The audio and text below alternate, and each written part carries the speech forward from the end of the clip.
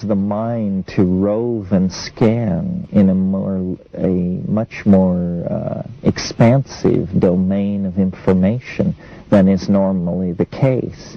I mean, if you don't smoke cannabis, you may spend your evening balancing your check account.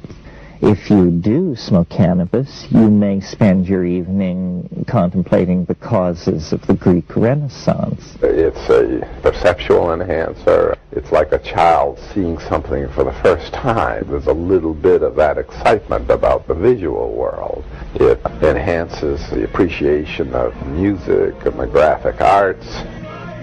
I have met many people who I think have experienced increase in imagination and creativity from experimenting with marijuana, who have discovered themselves as physical, sensual, sexual beings on marijuana who otherwise had not developed that part of themselves. They find that it's useful in gaining perspective and insight in their lives. Marijuana creates a receptive, suggestible state which could facilitate certain kinds of therapy. It often increases people's access to their own unconscious, to the images that they have in their mind, to their dreams, to feelings which they otherwise might not be aware of. So I think it could be in the right hands an aid to therapy. Not everybody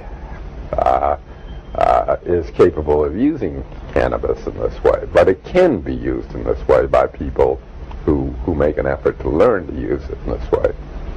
Obviously, Western society fails to offer guidance on how to use marijuana beneficially. I've seen many people who use marijuana addictively, many people who use it all the time, and I think get very little effect out of it. I see people who smoke it and get groggy and doped out.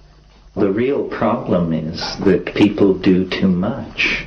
They don't understand that the best way to do cannabis is approximately once a week.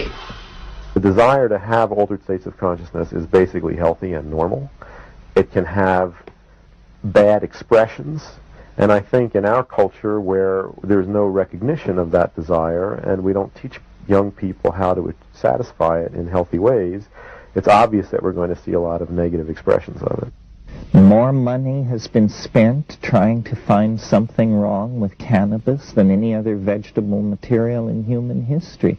And what they've come up with is so pathetically thin that I am confident that it amounts to a clean bill of health for this stuff.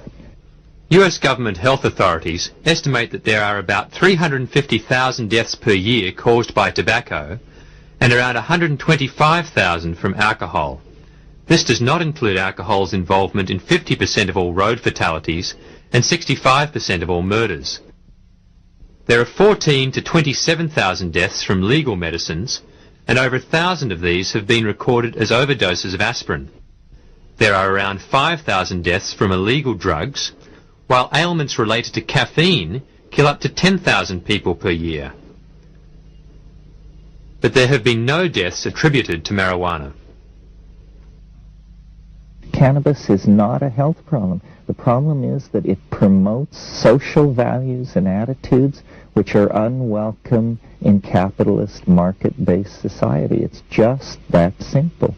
A drug like coffee, with a horrendous health profile compared to cannabis, is completely welcomed into the marketplace and the home and the lifestyle of modern people. This is simply that we value certain states of mind and we fear and suspect others. And this is based entirely on value systems that are inculcated from above.